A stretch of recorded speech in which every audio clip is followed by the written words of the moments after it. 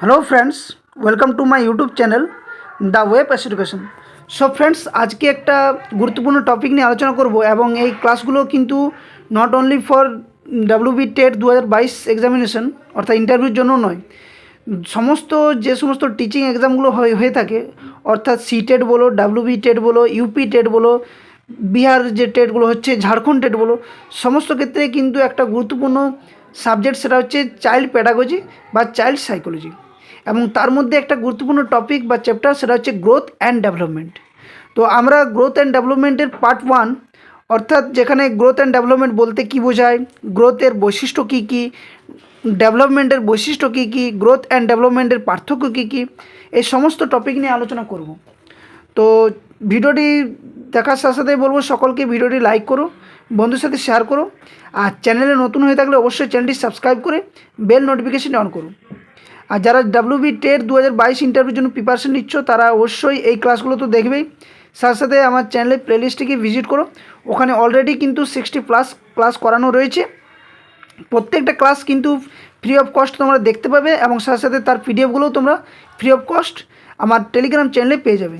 তো যারা এখনও পর্যন্ত টেলিগ্রাম চ্যানেলে যুক্ত হওনি অবশ্যই টেলিগ্রাম চ্যানেলে যুক্ত হয়ে যাবে। আমি ভিডিও ডেসক্রিপশন বক্সে টেলিগ্রাম চ্যানেল লিঙ্ক দিয়ে দেবো। তো চলো আজকের যে ক্লাস সেটা শুরু করা যাক। সেটা হচ্ছে গ্রোথ অ্যান্ড ডেভেলপমেন্ট এবং এটা হচ্ছে আজকে পার্ট 1। এরপর নেক্সট পার্টও কিন্তু হবে, পুরো একদম ডিটেলস ক্লাস করানো হচ্ছে এখানে। আগামী ডাব্লিউবি টেটের ক্ষেত্রে কাজে দেবে, সাথে সাথে টেট যে ইন্টারভিউ রয়েছে 2022 টেট ইন্টারভিউ সেখানে কিন্তু অবশ্যই কাজে দেবে, কারণ এখান থেকে প্রশ্ন করি। ওকে, তো দেখো আজকে যে ক্লাসে সেখানে দেখো প্রথমে আমি একদম এখানে মানে ডেসক্রিপটিভভাবে আলোচনা করছি, কোনো প্রশ্ন উত্তর নেই এখানে, টপিক ওয়াইজ একদম ভালোভাবে আলোচনা করছি। তো প্রথম যেটা আমাদের রয়েছে সেটা হচ্ছে এই যে গ্রোথ অ্যান্ড ডেভেলপমেন্ট অর্থাৎ বৃদ্ধি এবং বিকাশ। তো প্রথমে রয়েছে বৃদ্ধি ও বিকাশের অর্থ অর্থাৎ meanings of growth and development. তো প্রথমে আমরা জানবো যে বৃদ্ধি কী, বিকাশ কী, এর অর্থ কী, এগুলো জানা যাক। না ব্যক্তি জীবনের কী বলছে, না ব্যক্তি জীবনের, আমি কালারটা চেঞ্জ করে নিই, ব্যক্তি জীবনের মূল লক্ষ্য হলো কি পরিবেশের সঙ্গে অভিযোজন। অর্থাৎ আমরা যে জীবগুলো, আমরা যে মানব জাতি রয়েছি, আমাদের সকলের কি একটা মূল লক্ষ্য কি, যে পরিবেশের সঙ্গে অভিযোজন করা অর্থাৎ পরিবেশের সঙ্গে নিজেকে মানিয়ে নেওয়া। পরিবেশের সাথে সাথে যেহেতু আমরা একটা সমাজ বন্ধু জীব, তা আমাদের প্রত্যেকে একে অপরের সাথে যে মিথস্ক্রিয়া, সেই মিথস্ক্রিয়াটা যেমন থাকে, একে অপরের যে অভিযোজন সেটা যেন থাকে। তো এই পরিবর্তনশীল পরিবেশের সঙ্গে অভিযোজনে যে 3টি উপাদান বিশেষ ভূমিকা পালন করে সেটা হচ্ছে কি কি, এক হচ্ছে বৃদ্ধি, বিকাশ এবং এই পরিণমন। এবং এই 3টি বিষয় কিন্তু একে অপরের সাথে ওতপ্রোতভাবে জড়িত। তো কি কি বললাম, না বৃদ্ধি, বিকাশ এবং পরিণমন।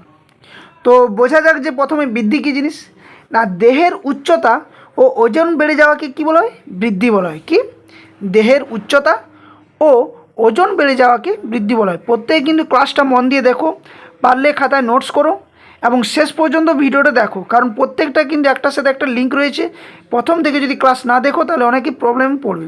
এবং এটা আমি আজকে একটা নতুন প্লেলিস্ট তোমাদের বানিয়ে দেবো, সেটা হচ্ছে চাইল্ড সাইকোলজি বা সিডিপি বলে, সেখানেও থাকবে, প্লাস ডাব্লিউবি টেট ইন্টারভিউ যে প্লেলিস্ট রয়েছে সেখানেও কিন্তু এটা দেওয়া থাকবে। তো কি বলবে, দেহের উচ্চতা ও ওজন বেড়ে যাওয়াকে বৃদ্ধি বলে।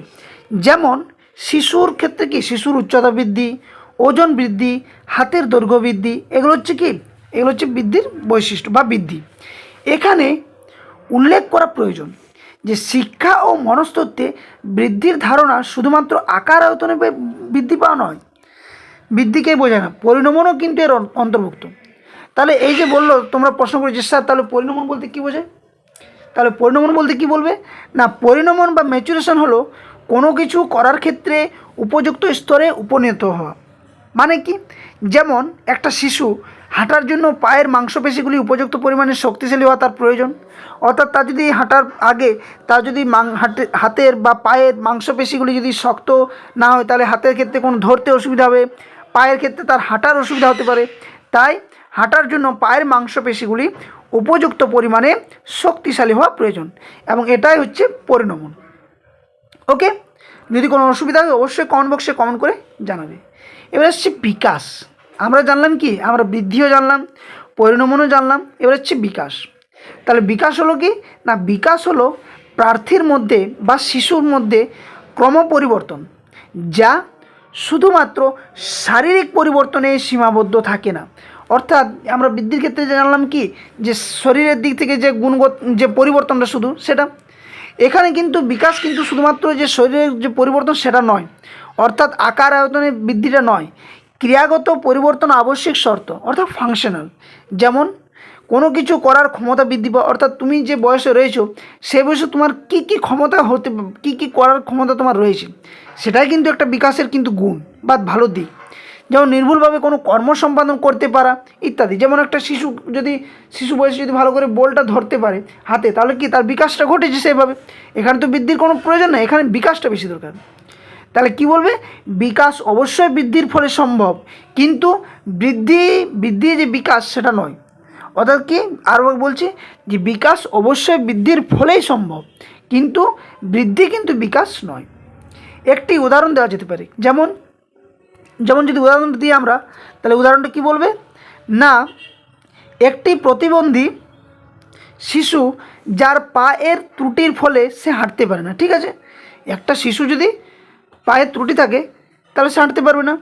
বয়সের সঙ্গে সঙ্গে তার পায়ের দৈর্ঘ্য তো বৃদ্ধি পাবে, কিন্তু পায়ের কার্যকারিতা পরিবর্তন হবে না, অর্থাৎ সে আর হাঁটতে পারছেই না। যাদের পোলিও বা এই কোনো শারীরিক ফিজিক্যাল কোনো হ্যান্ডিক্যাপ থাকে, তাহলে কি দেখা দেয় যে হয়তো সে বয়সটা তার বেড়ে যাচ্ছে, তার হয়তো আকার আয়তনে পরিবর্তন ঘটছে, কিন্তু তার যে কার্য করার যে একটা ক্ষমতা বা প্রবণতা বা কার্য করার যে একটা সুষ্ঠু মনোভাব, সেই দিকটা তার কিন্তু ফুটে ওঠে না, অর্থাৎ যেমনকার সে তেমনি থেকে যাচ্ছে। তাহলে পায়ের বৃদ্ধি হয়েছে কিন্তু বিকাশ হয়নি। বৃদ্ধির ক্ষেত্রে কি এই ক্রিয়াগত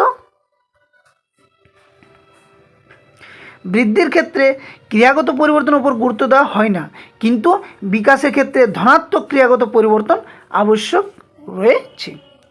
তো এতক্ষণ আমরা যেটা জানলাম সেটা হচ্ছে বৃদ্ধি এবং বিকাশ কী জিনিস, পরিণমন কী জিনিস। কারণ একটা কোনো চ্যাপ্টার আমরা যখন পড়ব তার ডিটেলস পুঙ্খানুপুঙ্খ আমরা এখানে জানার চেষ্টা করব, এবং আমি এটা গ্যারেন্টির সহিত বলতে পারি যে আমি চাইল্ড সাইকোলজিতে এমনভাবে তোমাদের ডেভেলপ করে দেবো যে এখান থেকে তোমাদের প্যাডাগজি বলো বা চাইল্ড সাইকোলজির কোনো প্রশ্ন বলো এর বাইরে কিন্তু পড়বে না।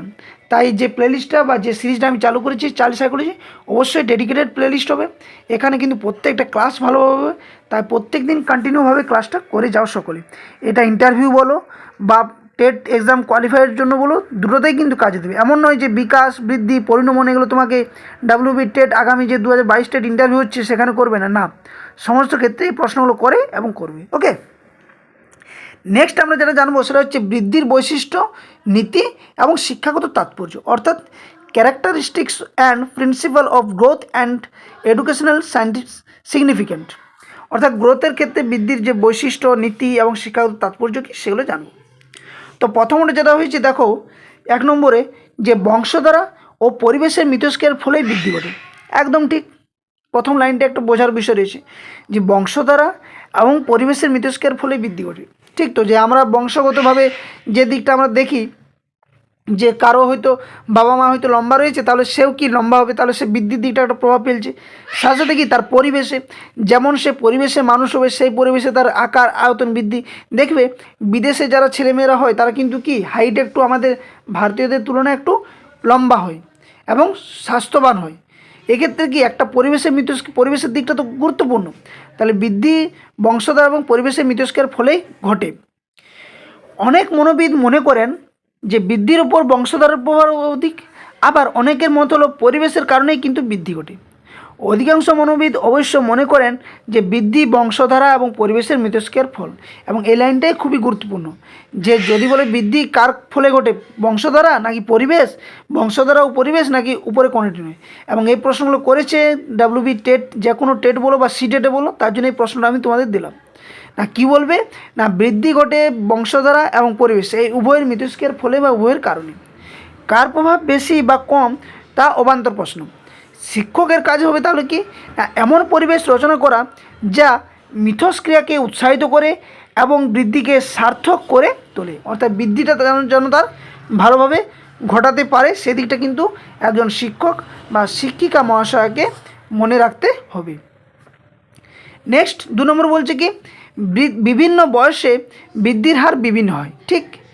একটা বয়সে কি যেমনভাবে বাড়বে তার পরের বয়সে ঠিক ওইভাবে বাড়বে না, এটা কিন্তু নয়। তাই এখানে H.V. মেরিডিথ বলে একজন যে মনোবিদ তিনি বলেছেন যে বৃদ্ধির হারের উপর লঙ্গিটিউডাল অধ্যয়ন করেছেন। এবং এই লঙ্গিটিউডাল বা লম্ব অধ্যয়ন পদ্ধতি বলতে বোঝায় একই শিশু বা শিশুদলকে দীর্ঘ সময়ব্যাপী অধ্যয়ন করা। এবং এই মেরিডিথ অধ্যয়ন করে দেখেছেন যে কী দেখেছেন না, জন্ম থেকে 2 বছর থেকে 2.5 বছর পর্যন্ত বৃদ্ধির হার খুব বেশি হয়। প্রশ্ন পড়েছে এই লাইনগুলো যে কখন তাহলে শিশুর একটা বৃদ্ধির হার বেশি থাকে না, জন্ম থেকে 2 থেকে 2.5 বছর বয়স পর্যন্ত। ঠিক তারপর 2.5 বছর থেকে বয়স সন্ধিক্ষণের 2 বছর পূর্ব, তার সেই সময় কিন্তু বৃদ্ধির হার কিছুটা হ্রাস পায়। বয়স সন্ধিক্ষণের কিছু পূর্ব থেকে বৃদ্ধির হার পুনরায় দ্রুত হয় এবং বয়স সন্ধিক্ষণের পরে ধারাবাহিকভাবে বৃদ্ধির হার হ্রাস পায়। মানেটা কি, 4টা লাইনে কিন্তু একটা মানে আছে। একটা শিশু যখন জন্মগ্রহণ করে তারপর থেকে কিন্তু কি তার বৃদ্ধির হারটা বাড়তে থাকে এবং তারপর যখন বয়স সন্ধিক্ষণের 2 বছর আগে তার বৃদ্ধিটা বা গ্রোথটা একটু কমে যায়। তারপরে বয়স সন্ধিক্ষণের কিছু পূর্বে বৃদ্ধি আবার পুনরায় দ্রুত ঘটে, কিন্তু বয়স সন্ধিক্ষণের পর থেকে ধারাবাহিকভাবে বৃদ্ধির হার কমতে থাকে। অর্থাৎ কোনো একটা শিশু যে 2 থেকে 2.5 বছরের যার ওজন হয়তো 1 কেজি কি 2 কেজি করে বাড়ছে, সেক্ষেত্রে কি পরবর্তী ক্ষেত্রে যদি তার বাড়তেই থাকে তাহলে কি প্রত্যেক বছর কি সে হারে বাড়তে যদি থাকে তাহলে একটা মানুষের ওজন অনেক দাঁড়িয়ে যাবে। তাহলে একটা নির্দিষ্ট সময় পর্যন্তই কিন্তু বৃদ্ধি ঘটে, তারপর কিন্তু বৃদ্ধি আর হয় না, এটা কিন্তু মনে রাখবে। ওকে, নেক্সট তারপর কী আসছে দেখো, তারপরে পয়েন্টে এখানে আবার রয়েছে পয়েন্টটাতে যে শিক্ষার ক্ষেত্রে এই বৃদ্ধির হারের তাৎপর্য হলো প্রাথমিক ও মাধ্যমিক স্তরের শিক্ষকগণ দ্রুত বৃদ্ধির স্বার্থে প্রয়োজনীয় পুষ্টিকর খাদ্য যেমন মিড ডে মিল আমরা দিই, অনুশীলনের ব্যবস্থা করবেন। তার জন্যই তো আমরা কি প্রাথমিক বিদ্যালয়গুলিতে খাদ্য গ্রহণের পর কী রয়েছে, টিফিনের ব্যবস্থা রয়েছে। টিফিনের ব্যবস্থা কিন্তু করাটা দরকার, ঠিক তো। শিক্ষা টিফিনের পর কিন্তু খেলাধুলার ব্যবস্থা করা দরকার। শিক্ষা ও সমাজের অন্যান্য উপাদানগুলির প্রতি উপযুক্ত দৃষ্টিভঙ্গি গঠনে শিক্ষক ছাত্রদের প্রতি নজর দেবেন। বিশেষ নজর দেবেন কিসের জন্য না, বিভিন্ন সমাজসেবামূলক কর্মসূচিতে শিক্ষার্থীদের সক্রিয় অংশগ্রহণে উৎসাহিত করবেন। এভাবে কিন্তু শিশুদের বৃদ্ধি ঘটবে। নেক্সট 3 নম্বর হচ্ছে বৃদ্ধি ও অনুশীলন। অর্থাৎ কি না, বৃদ্ধির উপর অনুশীলনের প্রভাব সম্পর্কিত একাধিক পরীক্ষা হয়েছে এবং ধনাত্মক প্রভাবের প্রমাণ পাওয়া গেছে। হিলগাও বা জুনার এরা উপযুক্তভাবে প্রমাণ দেন যে উপযুক্ত বৃদ্ধির জন্য শিক্ষকগণ বিভিন্ন কর্মসূচির মধ্য দিয়ে শিক্ষার্থীদের অনুশীলনের ব্যবস্থা করবেন। অর্থাৎ একটা শিশু যদি বলেছে, আমরা জানি যে practice max a man perfect, মানে কি আমরা যদি সঠিকভাবে শিশু শিক্ষার্থীদের যদি বৃদ্ধির জন্য অনুশীলন করায় তাহলে অবশ্যই তার গ্রোথ বা বৃদ্ধিটা কিন্তু যথেষ্ট পরিমাণে বাড়বে। তাই এই বৃদ্ধিটা কিন্তু করার জন্য অনুশীলন দরকার। তাই আমরা বিভিন্ন ক্ষেত্রে শিশু শিক্ষার্থীদের বিভিন্ন অনুশীলনমূলক যে কাজগুলো সক্রিয়তার সাথে তাদেরকে করানোর চেষ্টা করি অ্যাজ এ টিচার হিসেবে, ঠিক তো। নেক্সট 4 নম্বর হচ্ছে শিশুদের মধ্যে বৃদ্ধির হারে পার্থক্য দেখা যায়। হ্যাঁ, এটা ঠিক একদম। সবার কি একরকম বৃদ্ধি ঘটে না, কিছু শিশু দ্রুতগতিতে বৃদ্ধি পায়, কোনো শিশুর বৃদ্ধি স্লথ বা ধীর গতিতে হয়। এজন্য কেউ গরুর গাড়িতে চড়ে ভ্রমণ করে, আবার কেউ ভ্রমণ করে জেট বিমানে। মানে কি দেখবে কিছু শিশুর কি হাইট এত পরিমাণ বেড়ে যায় যে তুমি হয়তো 2 বছর পর তাকে যদি দেখো তার কিন্তু উচ্চতাটা বা শরীরের যে কাঠামো সেটা কিন্তু অনেক বেড়ে গেছে, এবং কিছুজন দিনকে দিন কি একটু রোগা পাতলা হচ্ছে, শুকনো হচ্ছে, এগুলো কিন্তু দেখা যায়। অর্থাৎ এখানে কেমন বলেছে যে বৃদ্ধির হারে কিন্তু সবার মধ্যে ব্যক্তিগত পার্থক্য লক্ষ্য করা যায়। তবে হ্যাঁ, একটা শিশু বয়সে যখন যে বৃদ্ধিটা দরকার সেটাই তখন হবে। এমন নয় যে কোনো শিশু 3 মাসে হাঁটতে শিখবে না, যে 6 মাসে হাঁটতে শিখে বা 7 মাসে কি 8 মাসে যে হাঁটতে শিখে ওই সামনাসামনি কিছু ঘোরাফেরা করে প্রত্যেক শিশুরাই কিন্তু সেই বয়সেই কিন্তু হাঁটার জন্য উপযুক্ত হয়। ব্যতিক্রম 2-1টা থাকতে পারে। এবার কি শিক্ষক হিসেবে শিক্ষার্থীর বৃদ্ধির হারের সঙ্গে সাযুজ্য রেখে শিক্ষা পরিকল্পনা রচনা করবেন। এটা হচ্ছে শিক্ষকের মূল দায়িত্ব। নেক্সট 5 নম্বর কি না, ব্যক্তিভেদে বৃদ্ধির সমাহার সাধারণভাবে বজায় থাকে। যে শিশুর বৃদ্ধির ক্ষেত্রে অন্যান্যদের থেকে যে এগিয়ে থাকে সারা জীবন সে এগিয়ে থাকে। অর্থাৎ এখানে লাইনটা কি না, একটা শিশু সে যদি হাইটে বড় থাকে সে সারা জীবন কি ওই হাইটে ওর থেকে কিন্তু বড়ই থাকে, এমন নয় যে সে আবার তার থেকে বেটে হয়ে যাওয়ার পরে না।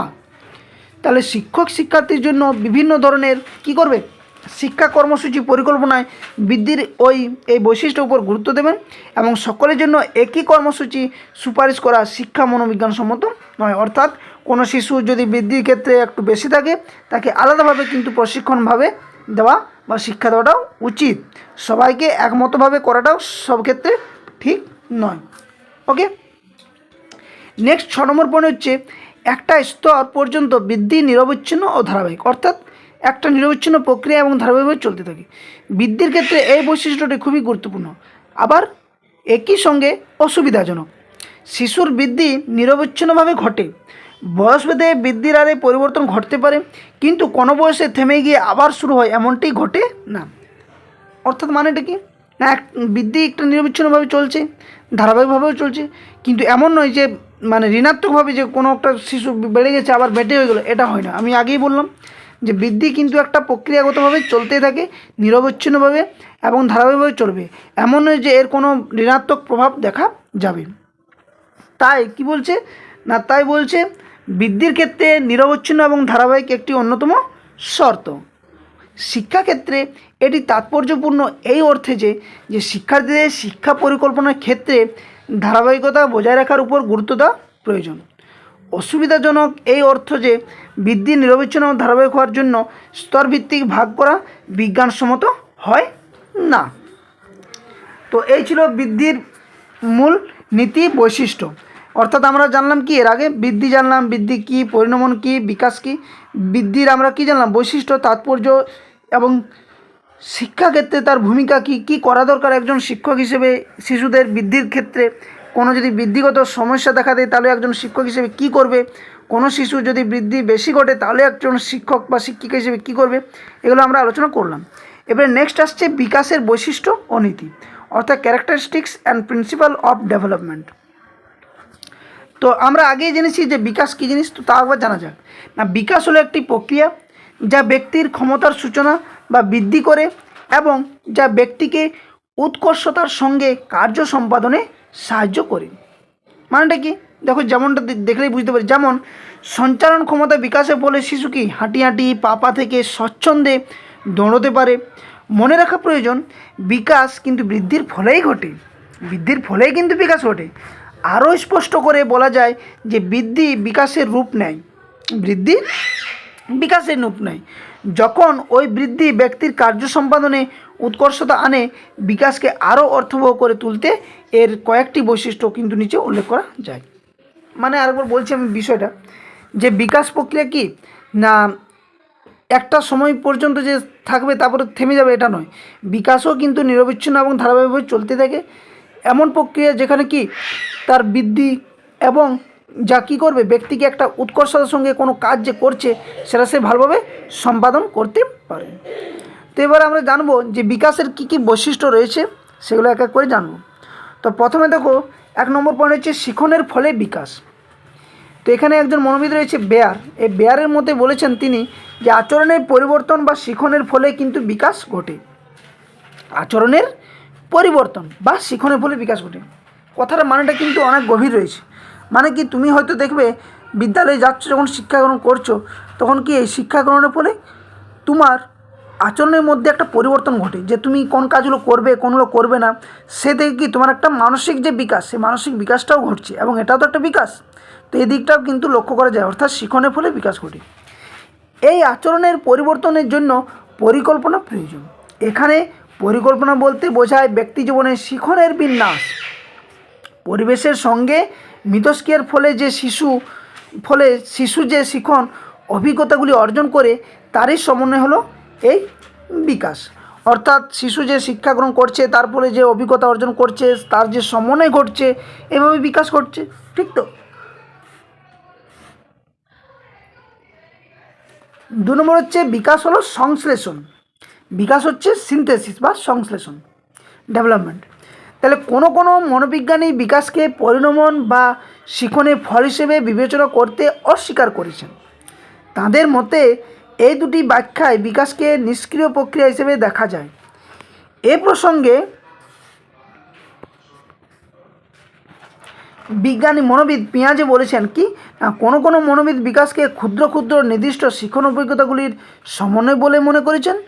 প্রকৃতপক্ষে কিন্তু বিকাশ হলো একটি প্রক্রিয়া, প্রতিটি ক্ষুদ্র ক্ষুদ্র বা একক শিখন সামগ্রিক বিকাশকে কার্যকরী করে তোলে। অর্থাৎ কি ছোট্ট ছোট্ট যে আমরা যে কাজগুলো করে থাকি তার থেকে কি আমরা একটা বড় একটা কোনো কাজের প্রতি আগ্রহ দেখাই, এবং সেক্ষেত্রে কি আমাদের দেখা যায় যে না হ্যাঁ এই শিক্ষার্থীটার এই কাজের ক্ষেত্রে তার ডেভেলপমেন্ট ঘটেছে বা হয়েছে। তো এটাও একটা বিকাশ। তবে ক্ষুদ্র ক্ষুদ্র একক শিখনের সমন্বয় হলো বিকাশ, এ ধারণাও কিন্তু সঠিক নয়। পেঁয়াজের মতে বিকাশের 4টি প্রক্রিয়া লক্ষ্য করা যায়। কি কি আছে 4টি প্রক্রিয়া আমরা জানবো এক এক করে। দেখো, প্রথম রয়েছে যে পরিণমন, 2 নম্বর হচ্ছে অভিজ্ঞতা, 3 নম্বর হচ্ছে মানসিক যোগাযোগ যেটা ভাষার মাধ্যমে শিখন বা শিক্ষালয়ে শিক্ষা বা পিতামাতার প্রশিক্ষণ, এবং 4 নম্বর হচ্ছে ভারসাম্যকরণ। তো এই পেঁয়াজের মতো এই 4টি দ্বারাই কিন্তু বিকাশ প্রক্রিয়া ঘটে। ওকে,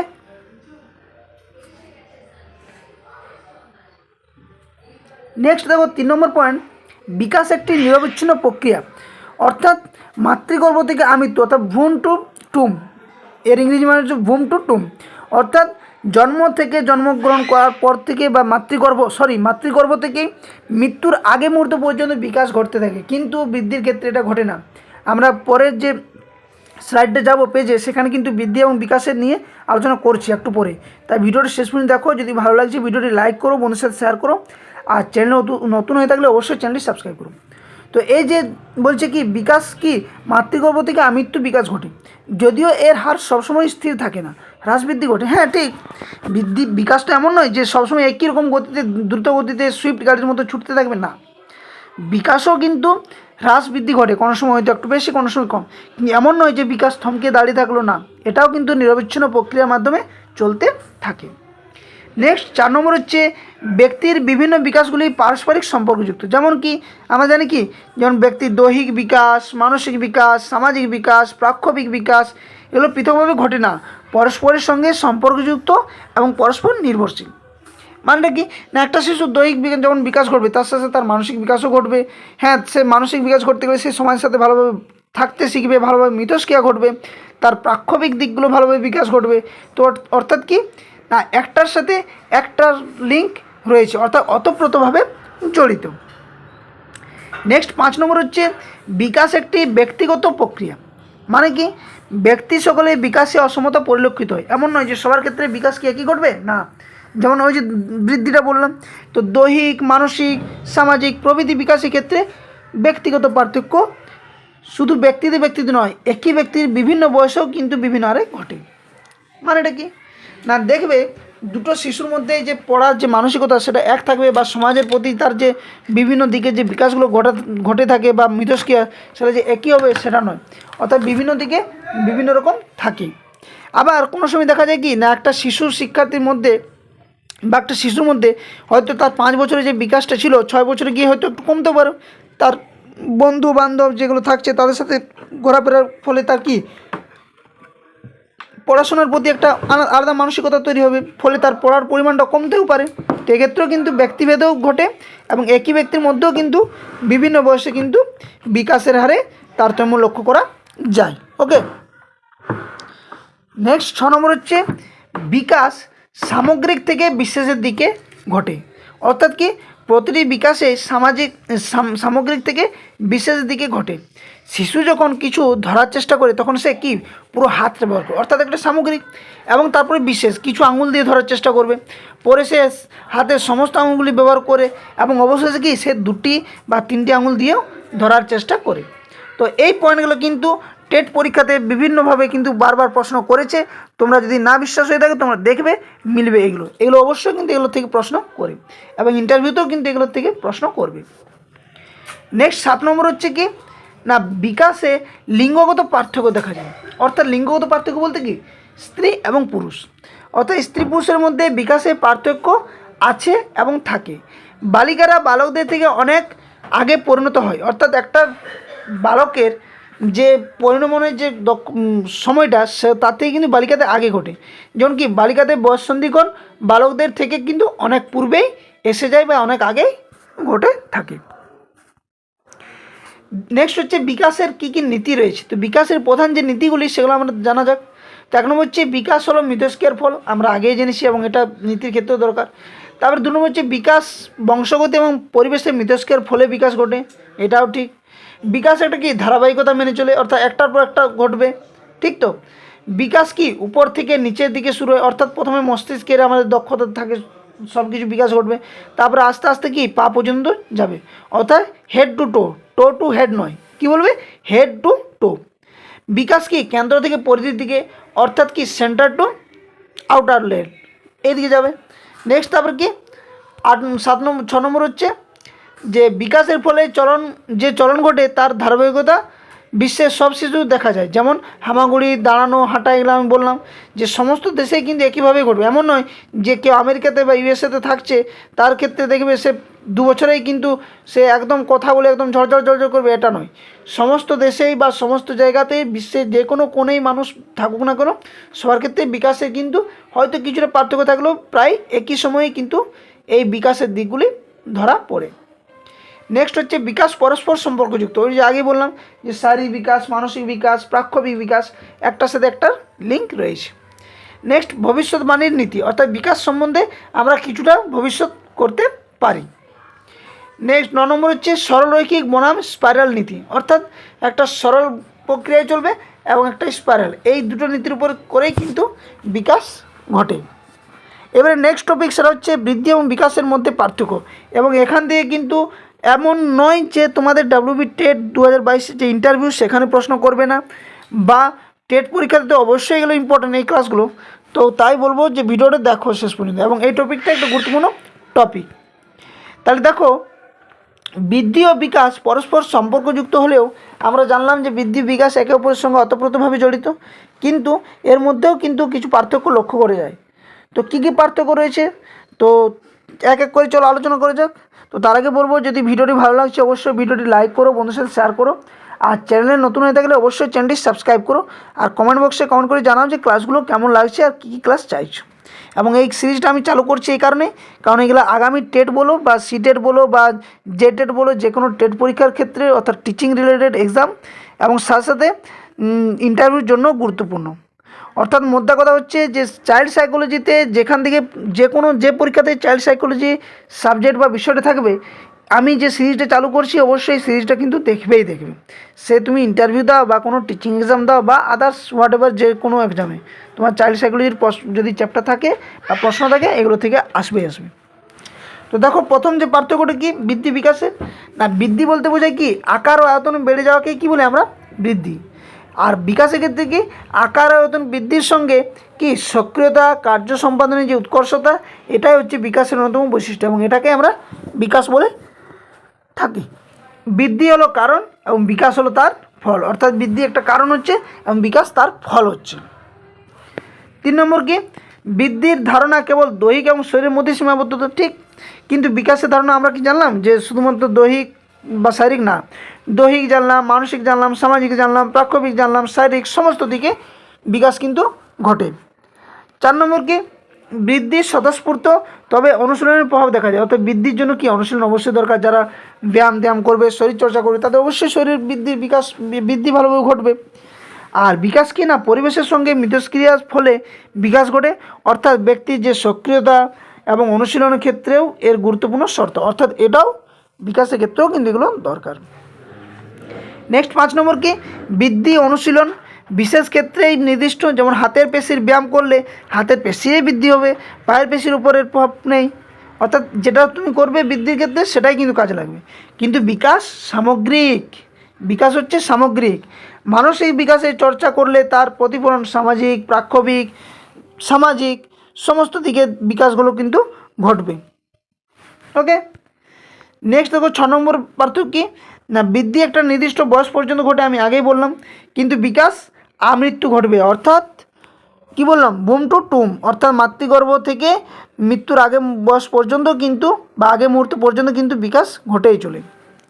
নেক্সট 7 নম্বর কি বৃদ্ধি পরিমাপযোগ্য, বিকাশ কিন্তু কেবলমাত্র পর্যবেক্ষণ সাপেক্ষ। বৃদ্ধিকে তুমি পরিমাপ করতে পারবে, ওজন পরিমাপ করতে পারবে, বিকাশকে তুমি বলতে পারবে যে আর মানসিকতা 2 কেজি বেড়েছে, না। বৃদ্ধি পরিমাণগত, বিকাশ কিন্তু গুণগত, অর্থাৎ কি বলবে বৃদ্ধি হচ্ছে কোয়ান্টিটি, বিকাশ হচ্ছে কোয়ালিটি, গ্রোথ হচ্ছে কোয়ান্টিটি, ডেভেলপমেন্ট হচ্ছে কোয়ালিটি। ওকে, নেক্সট 9 নম্বর শিক্ষা বৃদ্ধির পরিমাণকে প্রভাবিত করলেও তা বাঞ্ছিত কিনা সে ব্যাপারে শিক্ষা মনোবিদদের মধ্যে মতভেদ আছে। আর শিক্ষার অন্যতম লক্ষ্য হলো ব্যক্তির পূর্ণ বিকাশ। শিক্ষার অন্যতম লক্ষ্য আমরা কী জানি? ব্যক্তির পূর্ণ বিকাশ। ওকে, তো এই ছিল আজকে বিকাশ এবং বৃদ্ধি নিয়ে যে তথ্যগুলো। তো আই হোপ তোমাদের ভিডিওটি ভালো লেগেছে, যেহেতু এগুলো ম্যারাথন ক্লাসের মতনই একটু হবে, আধ ঘন্টা থেকে বেশি হতে পারে। কারণ কি, এগুলো একটা ডিটেলস ক্লাস করানো হচ্ছে, যাতে করে তোমরা আগামী দিনে যারা টেট এক্সাম দিবে সেই টেট এক্সামের ক্ষেত্রেই বলো, বা যারা ইন্টারভিউ দেবে সেই ইন্টারভিউর ক্ষেত্রেই বলো, বা চাইল্ড সাইকোলজি যে পরীক্ষাতে আসে এখান থেকে কিন্তু প্রশ্ন করবে। তাই বলবো ভিডিওটি শেষ পর্যন্ত সকলে দেখবে, প্রত্যেকটা ক্লাসগুলো দেখবে, এক্ষেত্রে কিন্তু অনেক তোমাদের হেল্প হবে। আর ভিডিওটি লাইক করো, শেয়ার করো, চ্যানেল নতুন থাকলে চ্যানেলটি অবশ্যই সাবস্ক্রাইব করো।